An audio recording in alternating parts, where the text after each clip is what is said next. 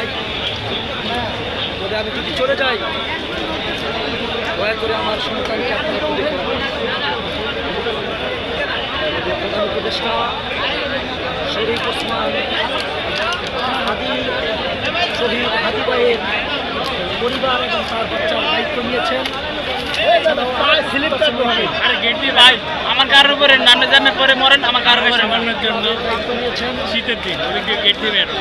আজকে জানাজার পূর্বে আমরা দেখেছি এই লক্ষ লক্ষ মানুষের তামান্না ছিল আমরা সবাই হাতি হব, যুগে যুগে লড়ে যাব, হাদি ভাইয়ের রক্ত বৃথা যেতে দিব না। জিন্দাবাদ জিন্দাবাদ, ইনকিলাব ইনকিলাব।